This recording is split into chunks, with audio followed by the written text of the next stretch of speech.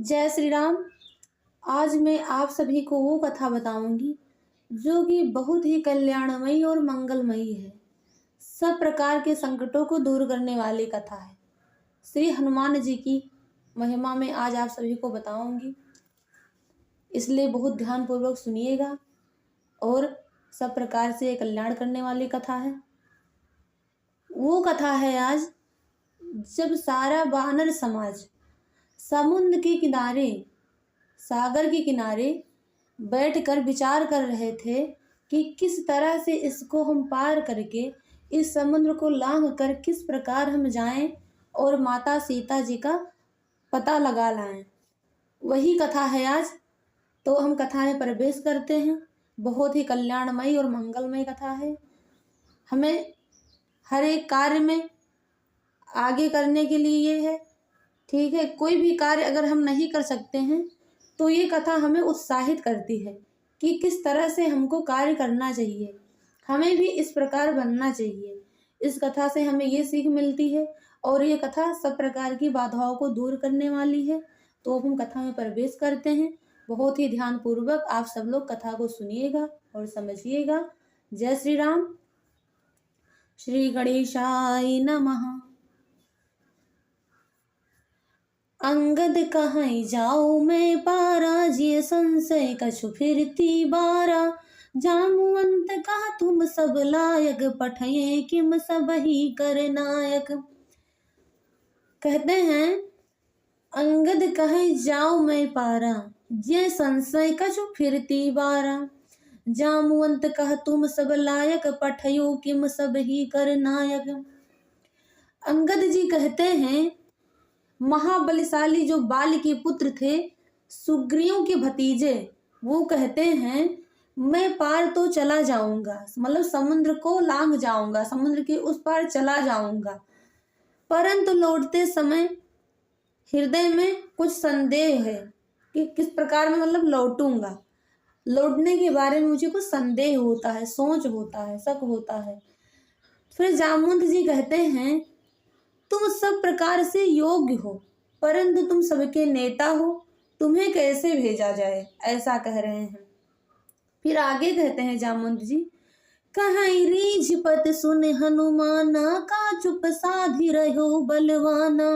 पवन तनय बल पवन समाना, बुद्धि विवेक विज्ञान निधाना। कहते हैं जामुवंत जी, कहीं रीछ पत सुन हनुमाना, का चुप साध रहो बलवाना।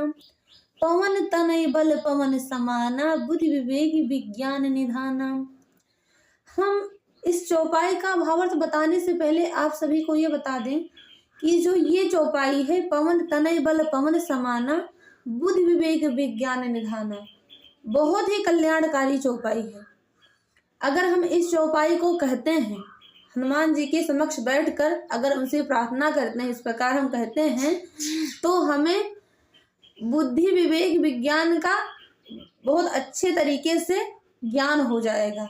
हमें बुद्धि प्राप्त हो जाएगी, विवेक हो जाएगा, विज्ञान के वो निधान है, तो हमें कुछ अपना बुद्धि विवेक को देंगे जिससे हमारा कल्याण होगा सब प्रकार से।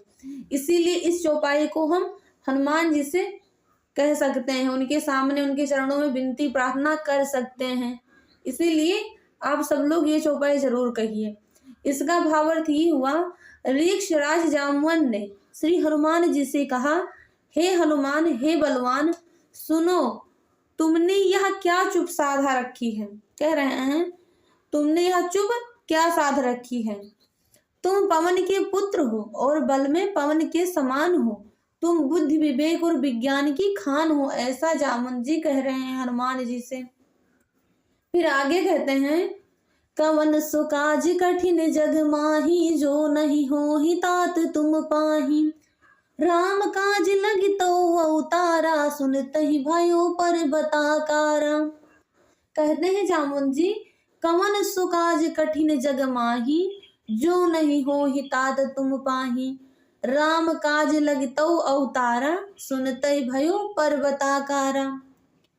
अब एक बात और ध्यान से समझिएगा, फिर मैं इसका भावार्थ बताती हूँ कि जो ये चौपाई है, कवन सो काज कठिन जग माही, जो नहीं हो ही तात तुम पाही, इसको भी हम श्री हनुमान जी के समक्ष कह सकते हैं, उनके सम्मुख बैठकर हमें प्रार्थना कर सकते हैं कि जैसे हनुमान जी से कोई कार्य कठिन नहीं हो सकता है, ठीक है, वो सब कार्य को कर सकते हैं, उनसे कोई भी कार्य असंभव नहीं है, सब कुछ संभव है। तो हम बैठकर अपने इच्छा को उनके चरणों में रख सकते हैं इस चौपाई के माध्यम से।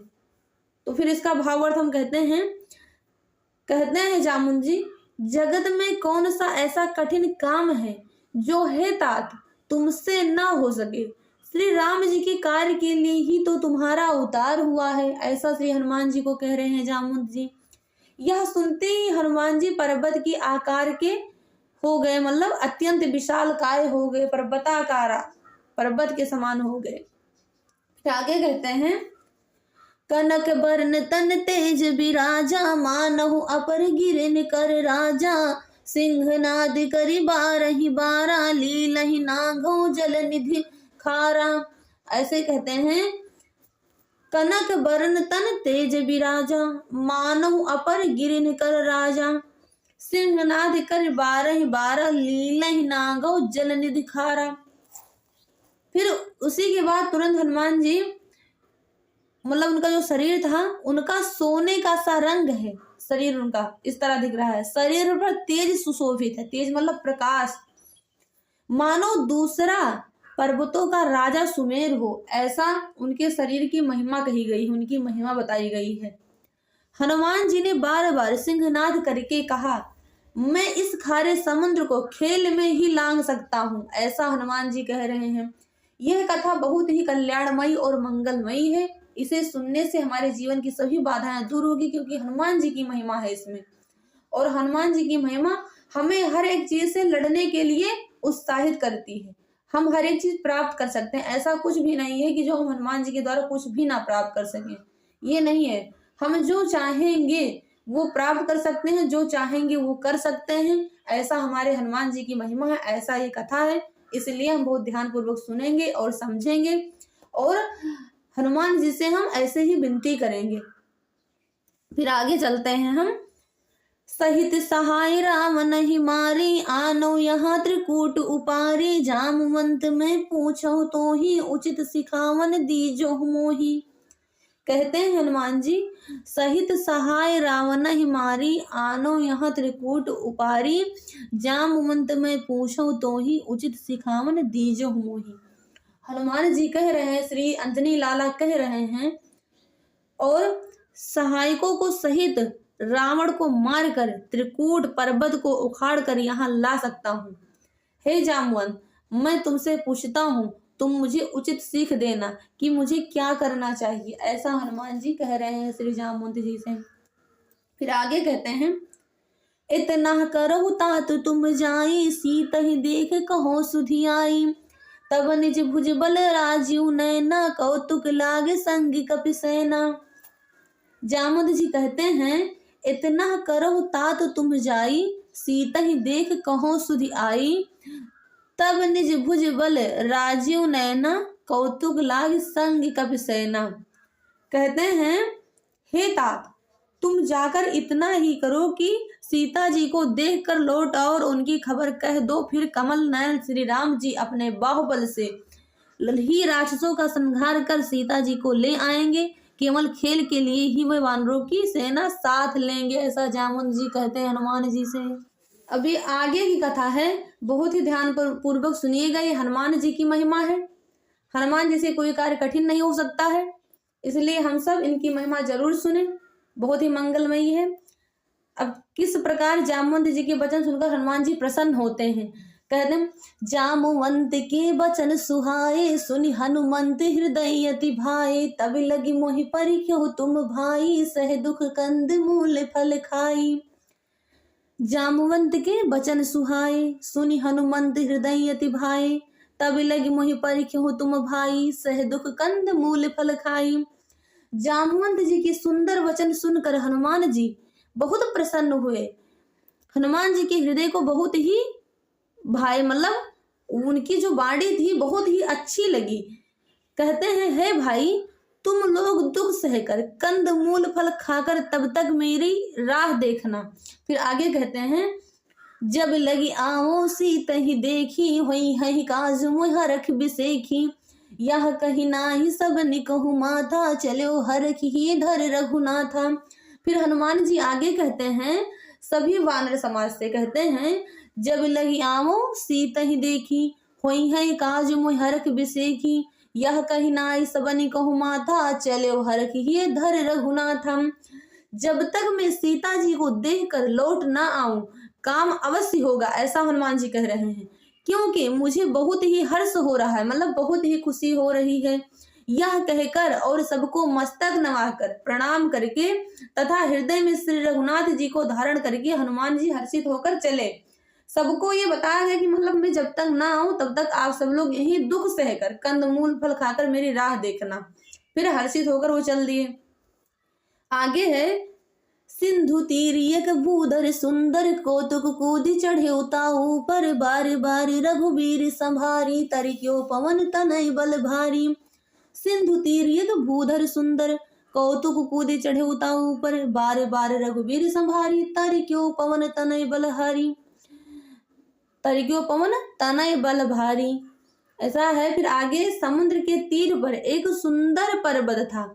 हनुमान जी ने खेल से ही मतलब खेल में ही, बहुत ज्यादा कोई परिश्रम नहीं करना पड़ा, कूद कर उसके ऊपर जा चढ़े और बार बार श्री रघुवीर जी का, श्री रघुनाथ जी का स्मरण करके याद करके अत्यंत बलवान हनुमान जी उस पर बड़े वेग से उछले उस पर्वत पे।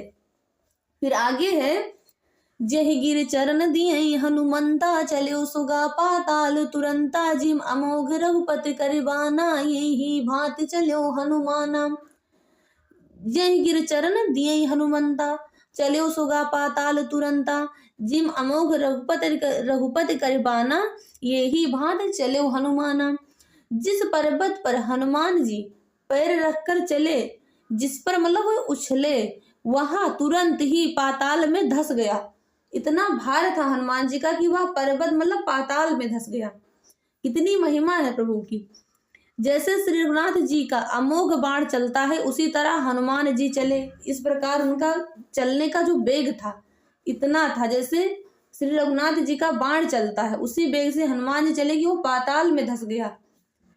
फिर आगे है, जलनिधि रघुपति दूत बिचारी, तय मैं ना कहूँ श्रमहारी। जलनिधि रघुपति दूत बिचारी, तय मैं ना कहूँ श्रमहारी। समुद्र ने उन्हें श्री रघुनाथ जी का दूत समझकर, जो समुद्र था, सागर था, हनुमान जी को श्री रघुनाथ मतलब श्री राम भगवान के दूत समझकर मैनाक पर्वत से कहा। एक पर्वत था जिसका नाम था मैनाक। उस पर्वत से कहा कि हे मैनाक, तू इनकी थकावट दूर करने वाला हो, अर्थात अपने ऊपर इन्हें विश्राम दे।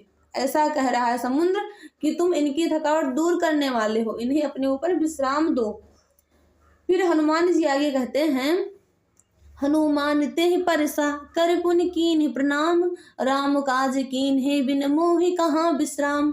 मतलब हनुमान ते परसा कर पुन कीन प्रणाम, राम काज कीन है बिन मोहि कहाँ विश्राम। हनुमान जी ने फिर उसे हाथ से छू दिया, फिर प्रणाम करके कहा, हे भाई श्री रामचंद्र जी का काम किए बिना मुझे विश्राम कहाँ है। फिर हनुमान जी अपने हाथ से छूकर कहे कि हे भाई, मतलब प्रणाम के हाथ से छू करके फिर कहे, हे भाई श्री रामचंद्र जी का कार्य किए बिना मुझे विश्राम नहीं है। तो जिस प्रकार से हनुमान जी को कार्य किए बिना विश्राम नहीं था, इसी प्रकार इस दोहे से हमें यह ज्ञान प्राप्त होता है कि हम भी जब तक अपने लक्ष्य को ना प्राप्त कर लें तब तक हमको भी विश्राम नहीं करना चाहिए। जिस प्रकार हनुमान जी अपने कार्य को किए बिना विश्राम नहीं किए थे, इसी प्रकार हमें इस कथा से यह ज्ञान की प्राप्ति होती है और हनुमान जी की ये महिमा सुन करके सभी बाधाएं दूर होती। इसी प्रकार से कल्याण करने वाली कथा है ये, इसलिए हम इस कथा को जरूर सुने और पढ़ें भी, जिससे हमें ज्ञान की प्राप्ति हो। जय श्री राम। फिर हम मिलते हैं अगले कथा में।